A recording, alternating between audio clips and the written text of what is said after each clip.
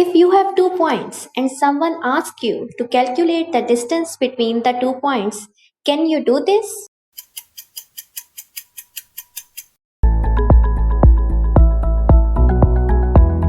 By using Here we have 2 points. We will apply distance formula on these 2 points. As we know that the first number is the x coordinate and the second number is the y coordinate. So we will write it as x1 and y1. Similarly here x2 and y2. Now we will apply this distance formula on these numbers. We will simply put the values. Value of x2 is 7 and the value of x1 is 4.